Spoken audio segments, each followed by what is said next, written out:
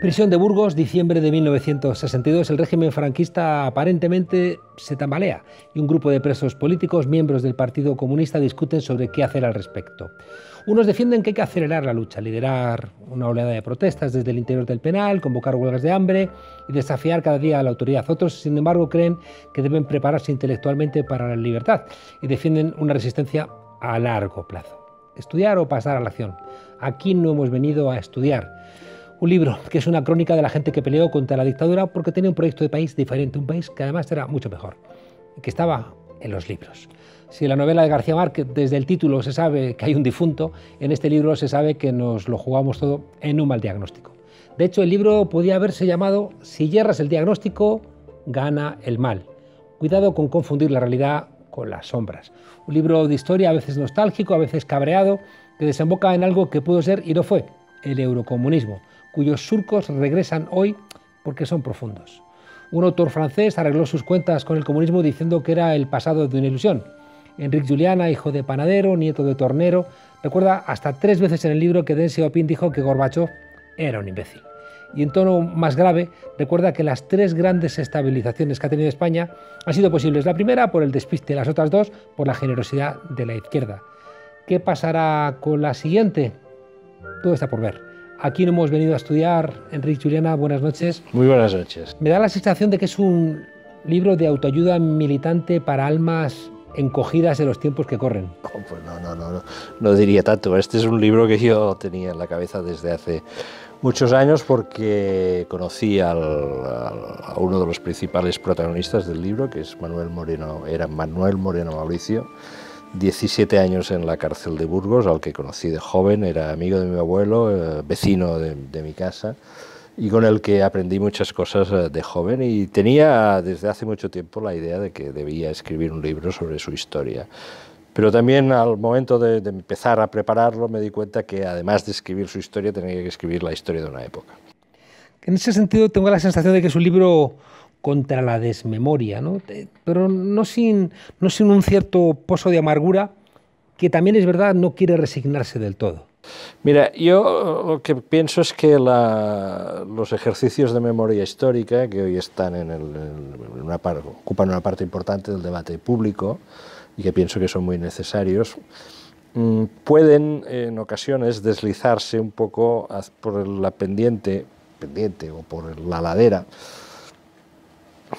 de una sentimentalización muy fuerte de los recuerdos del pasado. En parte es inevitable, el paso del tiempo, el paso de las generaciones hace que la comprensión de los contextos pasados sea cada vez más difícil y en cambio los nexos se pueden establecer a través de la sentimentalidad, ¿no? Es decir, los que estuvieron en la cárcel, los que lo pasaron mal, los que fueron fusilados, los que aún están en las cunetas, etcétera, etcétera, el nexo sentimental. Pero creo que es muy necesario hacer un esfuerzo, y el tiempo juega a nuestra contra, para recuperar los contextos y para entender lo que se hizo en cada momento, en qué contexto se desarrollaba, para poder entender mejor el pasado. Pienso que esta es un deber también. En la medida de mis posibilidades he intentado también situar todos los acontecimientos que narra el libro, sobre todo en el contexto histórico en el que ocurrieron. Tú, en tu tarea periodística, a menudo repites aquella frase de que la historia no se repite por rima. Y en el libro tú reconoces que hay unos surcos que atraviesan nuestro país, que recuerda un poco a la frase de Ramón Carán de España, demasiados retrocesos. ¿Qué pasa con esos surcos? Bueno, creo que esto lo he querido un poco subrayar en los últimos tiempos, sobre todo ante la efervescencia de novedades en la política, que efectivamente son novedades, pero que al fin y al cabo, y creo que las últimas elecciones generales lo demostraron, en este país hay marcas políticas, porque ahora ya a veces ni siquiera se habla de partidos, se habla de marcas en los medios, suele utilizarse este lenguaje que a mí me repugna bastante, de decirte. Pero si uno ve los resultados, ve que hay surcos, es decir, surcos que se han labrado a lo largo de la historia y que es verdad, no todos han evolucionado, prácticamente ninguno de ellos, en línea recta, pero en estos momentos hay el surco de la España franquista, ha vuelto. está ahí. Hay un partido que tiene 52 diputados que surge de ese surco. Está el surco del Partido Socialista Obrero Español. Está el surco del PC, del cual forma parte en cierta medida Unidas Podemos, entre otras cosas porque el PC forma parte de la coalición. Está el surco de los nacionalismos periféricos. Está el surco, yo creo, de aquellas clases medias españolas que a partir de los 70 empezaron, siendo conservadoras, a interesarse por Europa, que yo creo que en buena medida es el surco del Partido Popular, conservadores interesados por Europa. Y luego siempre me queda para mí una duda, ¿no? Que es el del surco de la CNT que se hizo. Este es un tema que no tengo resuelto. Ahí, claro, yo hablo, cuando miro la historia de España, hablo de heridas no resueltas. Y creo que estos surcos no son sino intentos de dar respuesta, ¿no?, a esas heridas, a la herida colonial, a la herida territorial, a la herida ciudadana, a la herida social, con las desigualdades, ¿no? Y son diferentes maneras de enfrentar. Sí, el libro, los dos protagonistas del libro son Manuel Moreno Mauricio, por un lado, almeriense, inmigrante, que llega a Badalona de joven, que es ajustador mecánico, afiliado a la CNT, no podía ser de otro modo en los años, a principios de los años 30 en Cataluña. La CNT era la casa de prácticamente todos los trabajadores. Y el otro es Ramón Orbazábal, vasco, de Irún, republicano, que ya participa en un intento de asalto al gobierno civil de San Sebastián antes del 31, un hombre de acción.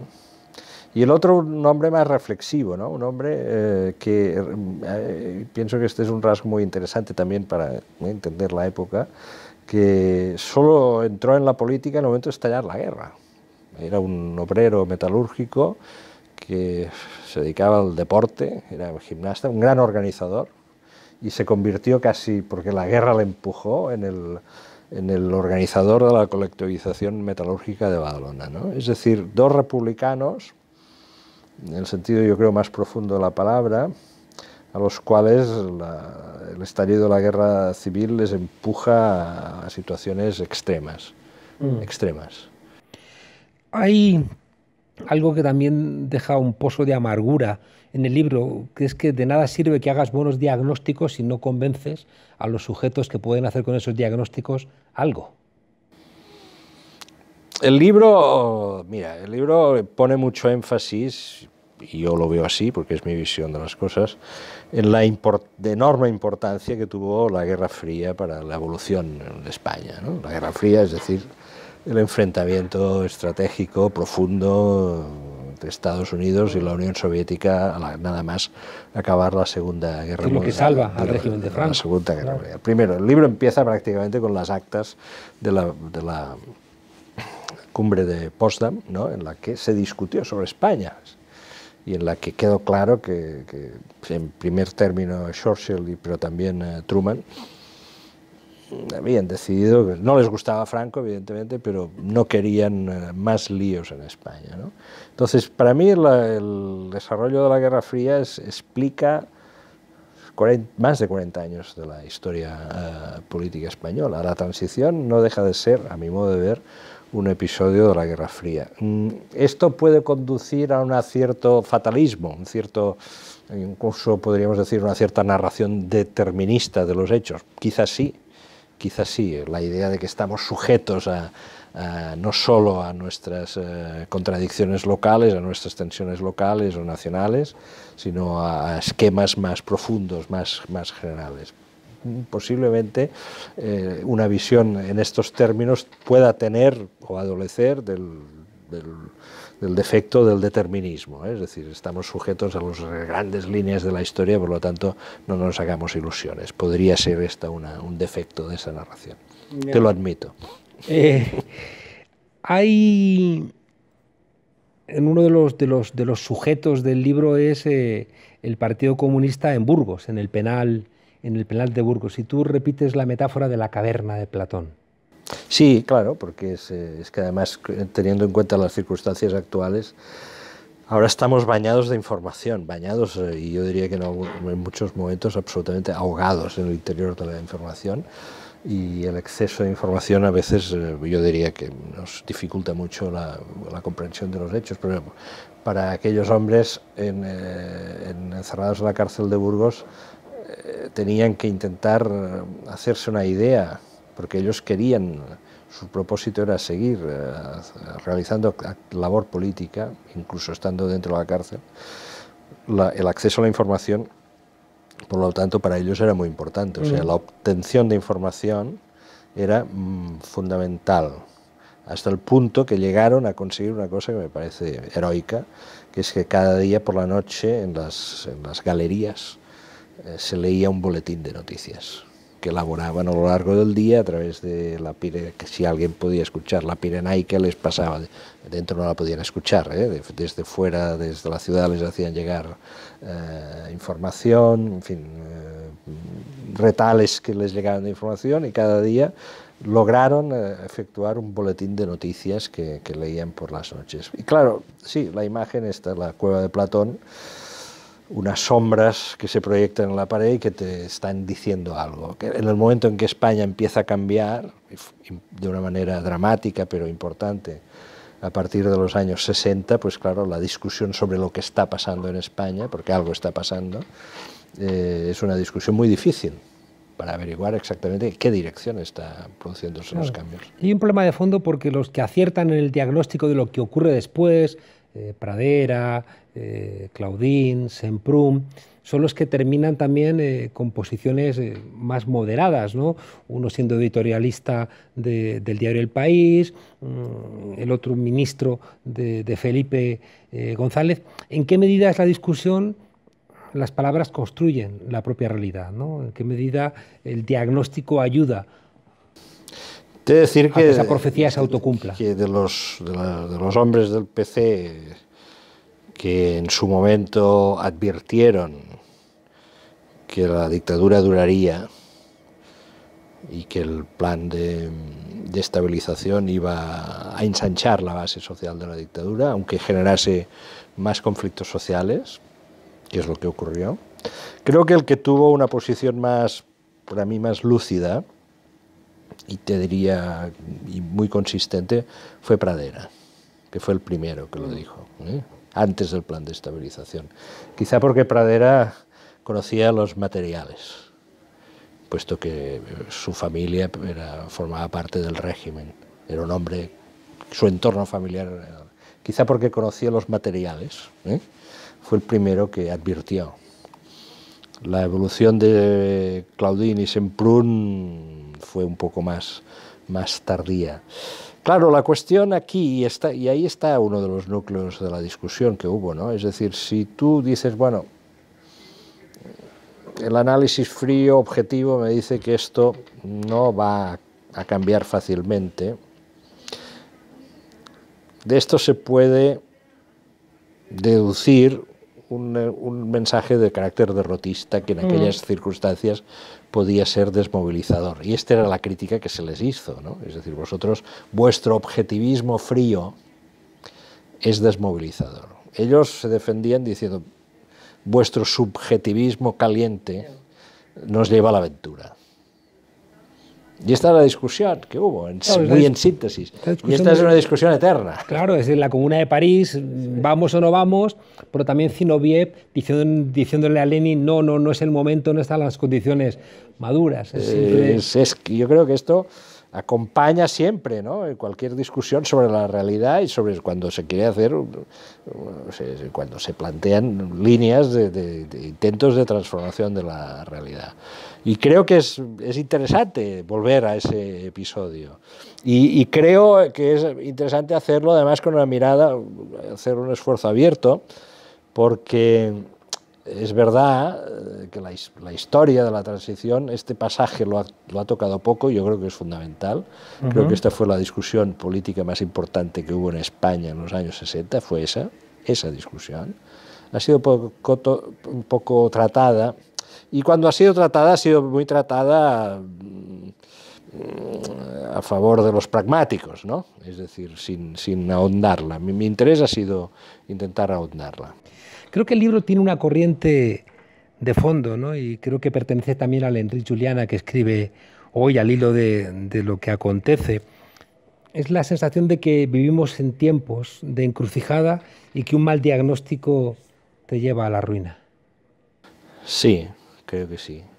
Estamos de nuevo, pienso, en el libro lo explico, es decir, España pues tuvo el plan de estabilización del 59, importantísimo para entender nuestro presente, importantísimo. Es el momento que la economía de Franco estaba a punto de ir a la ruina, la autarquía había fracasado, les quedaban divisas para 3 meses para pagar las importaciones de petróleo y hubo una operación de salvamento de la economía española en aquel momento, tutelada por Estados Unidos.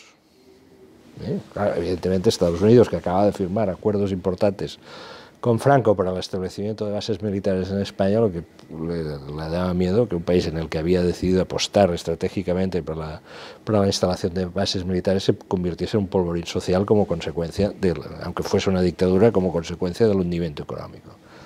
Y entonces, pese al aislamiento en el que se hallaba el régimen todavía en el ámbito internacional, pues se esforzó un cambio de línea económica protagonizado por los tecnócratas del Opus Dei y asesorado por norteamericanos y con una figura que yo rescato, que pienso que tuvo un papel muy importante, que es el economista Joan Cerdà de Cheus, un antiguo asesor de Josep Tarradellas de Cataluña que había hecho carrera en Venezuela como asesor del Banco Central de Venezuela y que estaba en contacto con el Fondo Monetario Internacional y con el Banco Mundial. Este es un pasaje muy importante. Luego, yo creo que hay una réplica, que son los pactos de la Moncloa. Otro momento en que la economía está en una situación muy apurada, inflación galopando hacia el 30%. En el 77, con una inflación del 30%, era imposible hacer una constitución, era imposible. Con una inflación del 30%, un país no puede hacer una nueva constitución, porque las tensiones sociales son excesivas, es imposible el consenso. Por lo tanto, el pacto de la Moncloa es el garante de la constitución. Esto yo creo que se ha subrayado un poco. Sin pactos de la Moncloa no hay constitución. Y ahí la izquierda tuvo un papel importante, yo creo que decisivo. Y ahora estamos en otra encrucijada que a mí me remite un poco al 59, porque fíjate bien que donde ahora estamos más golpeados en estos momentos es en algunos de los pilares que se establecieron en el 59, que es la apertura al exterior, turismo y llegada de capitales extranjeros, ¿no? Evidentemente todos confiamos en que la epidemia pueda ser superada, que los planes o los fondos de recuperación de la economía europea funcionen. Esta es la esperanza, pero lo que sabemos en estos momentos es que los pilares sobre los que se ha sostenido la economía en España durante más de 60 años más, ¿no? 60 años, pues en estos momentos están cimbreando como mínimo. Por lo tanto, efectivamente, creo que es un momento en que los diagnósticos, es muy difícil hoy hacer un diagnóstico sobre el futuro.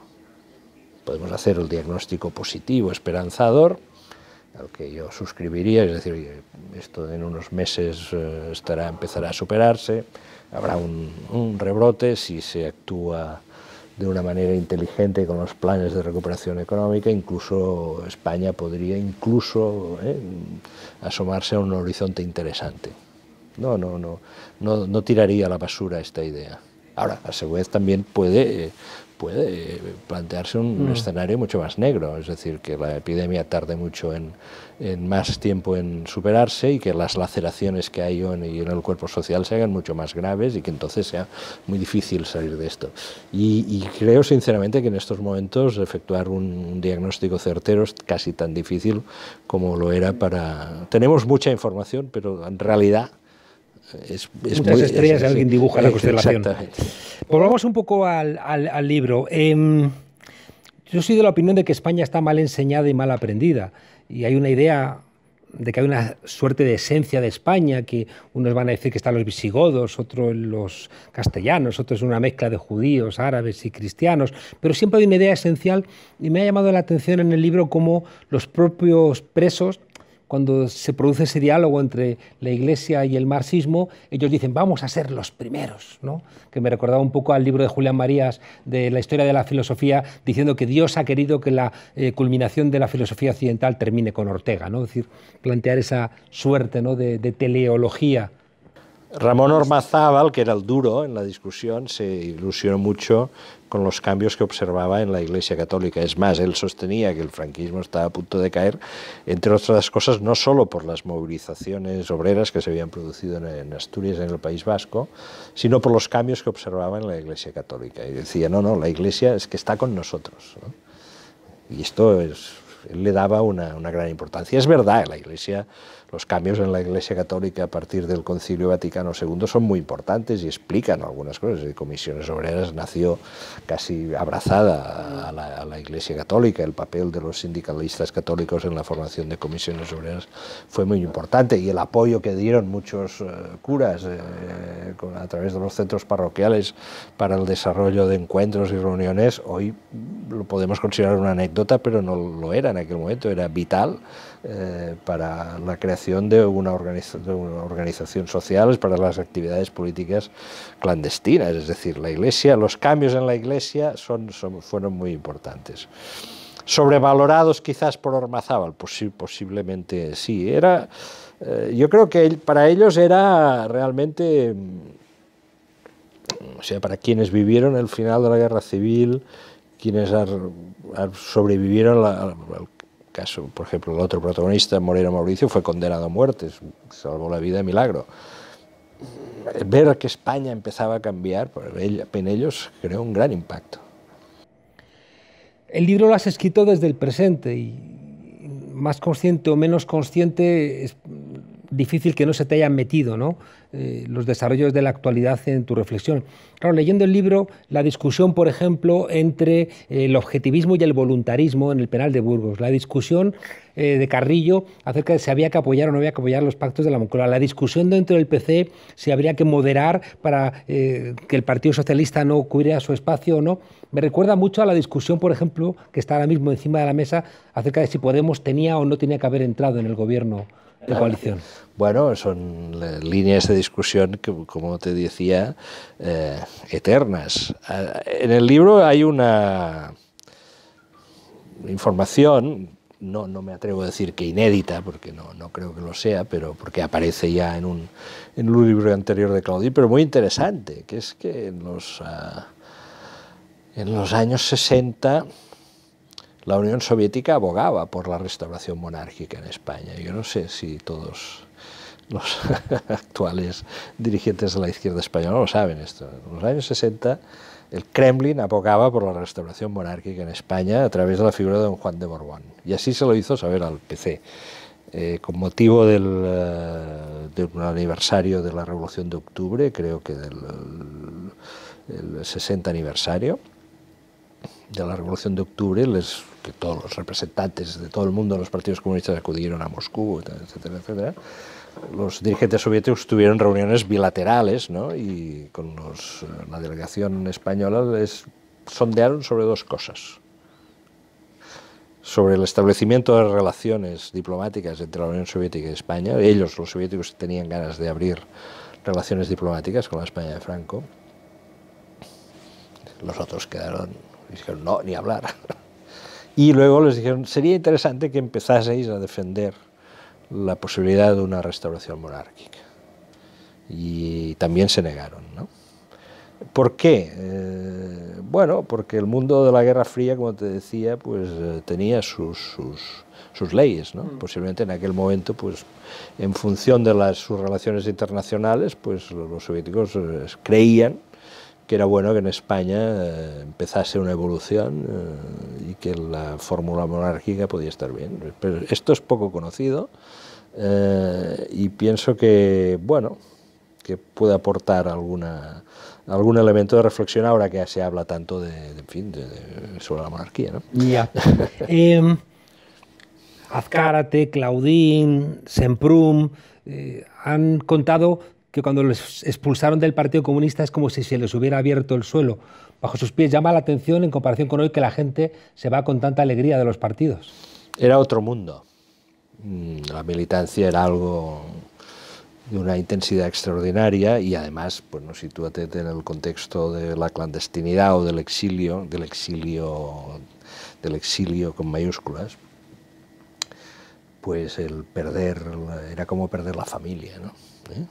Y en algunos casos, pues no solo era perder la familia, tu entorno, sino que era también incluso quedarte desamparado, en el sentido más literal del término. Un hombre como Semprún no tuvo problemas, porque Semprún, digamos, en el momento que es expulsado del PC ya empezaba a ser una figura intelectual de relieve en Francia, un hombre que se dedicaba a escribir guiones cinematográficos, conocido ya en el mundo parisino, o sea, una personalidad.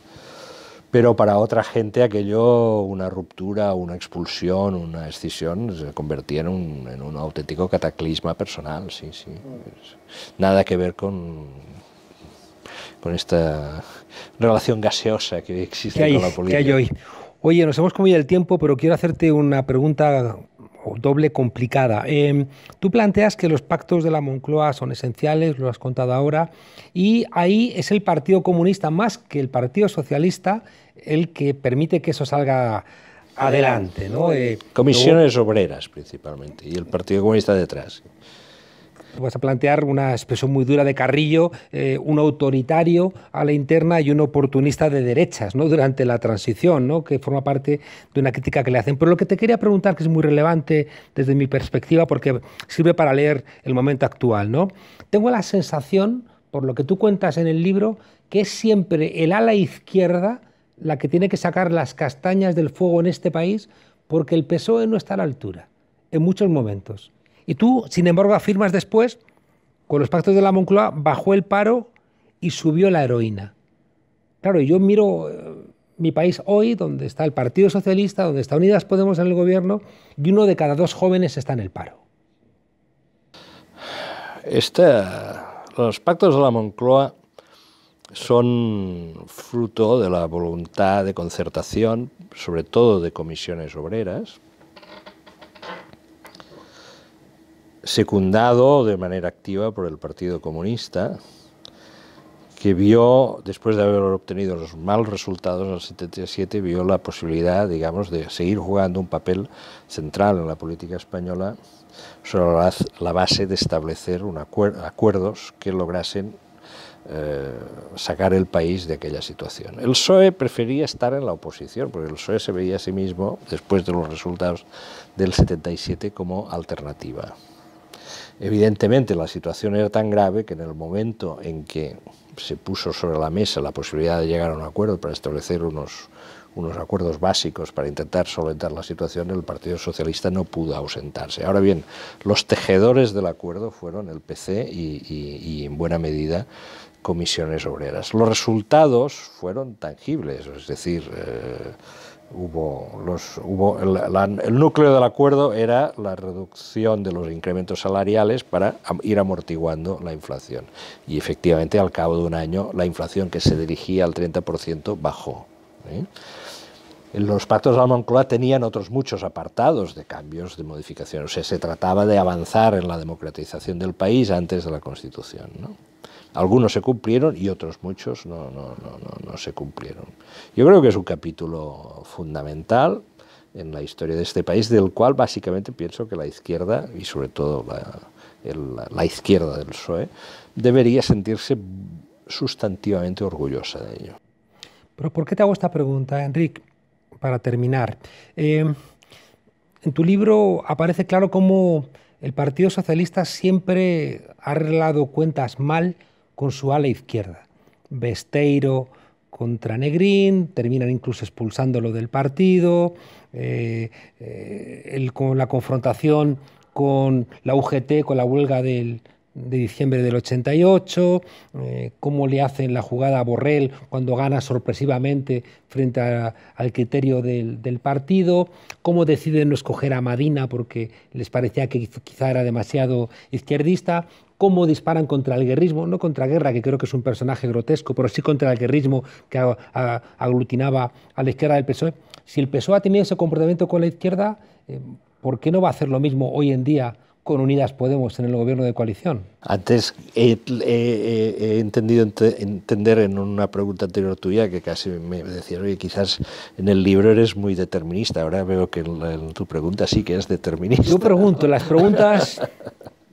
Pues sí, posiblemente sí. Yo creo que, a ver, desde el año 46, con Indalecio Prieto, al acabar la Guerra Civil, el PSOE expulsa a Negrín, y Indalecio Prieto, mientras existía todavía el gobierno de la República en el exilio, intenta una negociación con don Juan de Borbón para la restauración monárquica, que era la alternativa, ¿no? Es decir, no podemos volver a la República, pero vamos a intentar restaurar la monarquía hacia que Franco se vaya voluntariamente del poder, con el apoyo de los aliados, y una restauración gradual de la democracia que seguramente habría mantenido al Partido Comunista en la ilegalidad. Esta era la idea de Prieto, que negoció con Gil Robles como delegado de Juan de Borbón. Franco interceptó esto cuando le ofreció a don Juan que enviase a su hijo a España para estudiar y que en un futuro podría haber la restauración de la monarquía. Pero aquel es un momento muy importante, año 46, porque el PSOE se sitúa, para entendernos, en el eje atlántico. Es decir, es el PSOE, para mí esto ahora, por ejemplo, ver que en Madrid, la ciudad de Madrid, se saca del nombre de la calle de Prieto, me parece que la derecha española ha entrado ya en una fase de locura definitiva, ¿no? Es decir, hombre, el dirigente del Partido Socialista que situó al Partido Socialista en el eje atlántico, van estos y le sacan la calle de Madrid. ¿En qué mundo viven realmente, no? El PSOE está ahí en ese eje y se va moviendo. Se va moviendo. Y sus aliados pues han de estudiar. Saber la historia de España y la historia del Partido Socialista es compleja y contradictoria. Algo estudiamos, algo estudiamos. Enric Juliana, aquí no hemos venido a estudiar. Terminas el libro adjetivando a España como modesta, modesta España. Sí, sí, y la palabra modesta, claro, decir en España que somos modestos es casi un insulto, ¿no? Porque este país, todo el mundo aquí lleva el rey en el cuerpo, ¿no?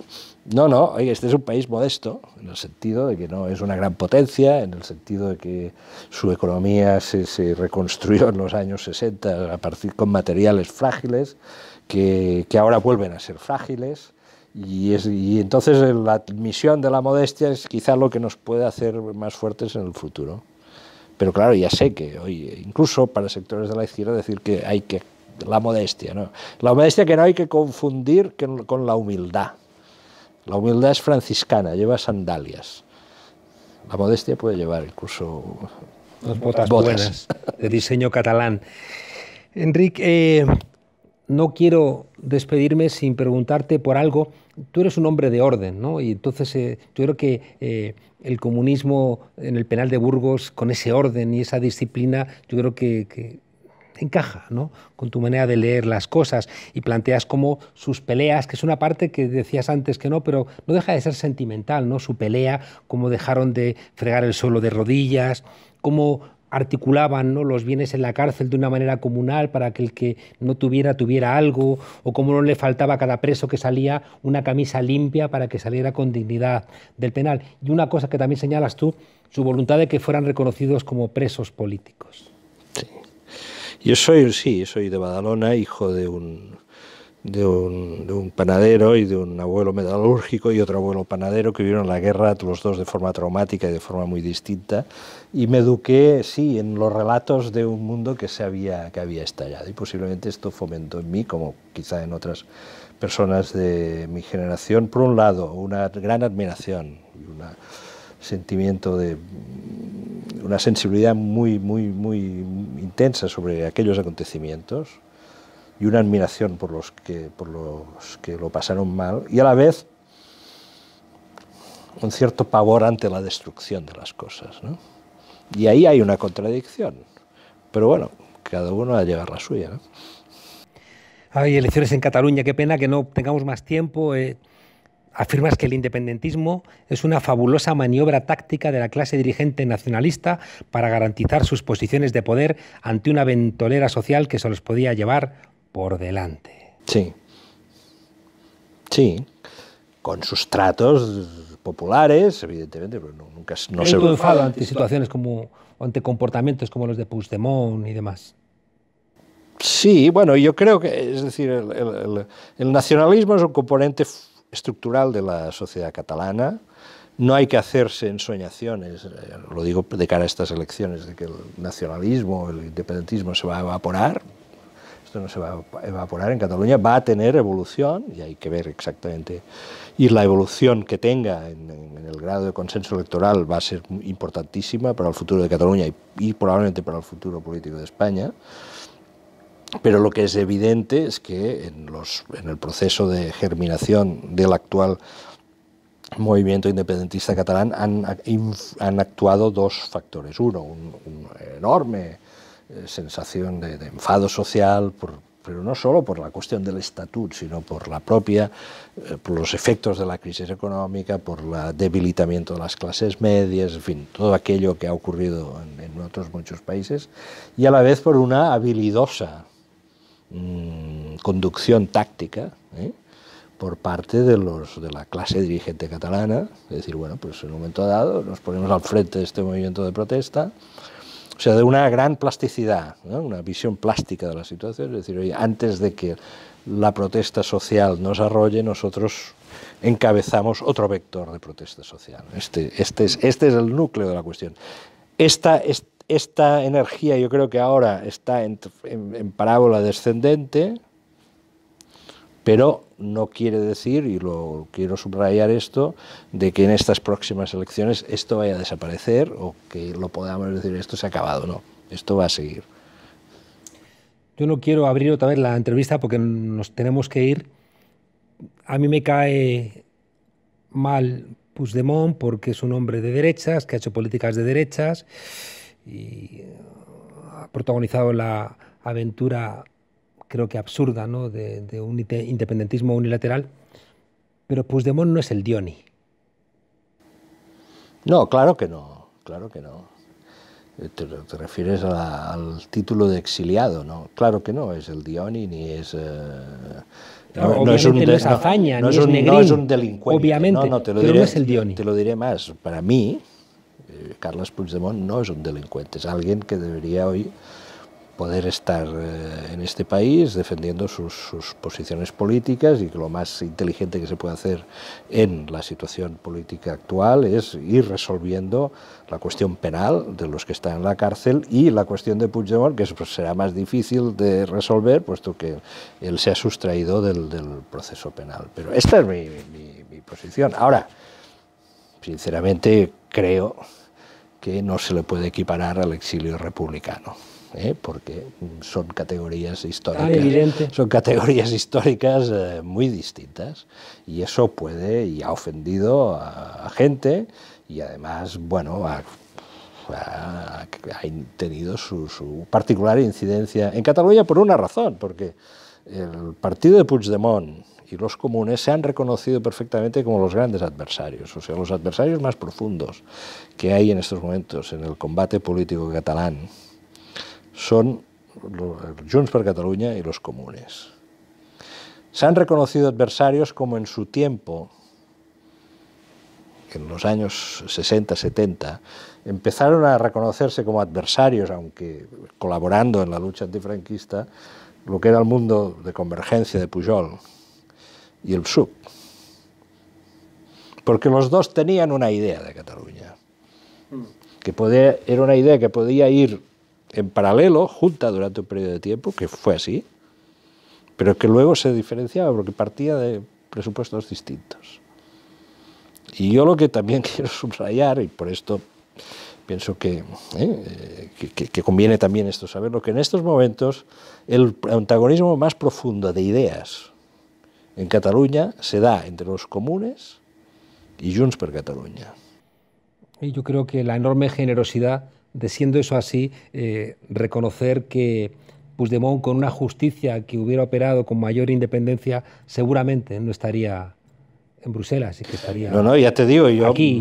Yo creo que eso es lo que quiso remarcarse, mi opinión, y no tanto la otra comparación. Mi opinión personal, que no es absurda, porque nadie lo piensa. Mi opinión personal y mi deseo es que Carles Puigdemont pueda estar cuanto antes en España y que pueda defender sus posiciones políticas en libertad en España. Y te diré más, el día en que las pueda defender con libertad en España, posiblemente el discurso de su organización política no será exactamente el mismo de hoy.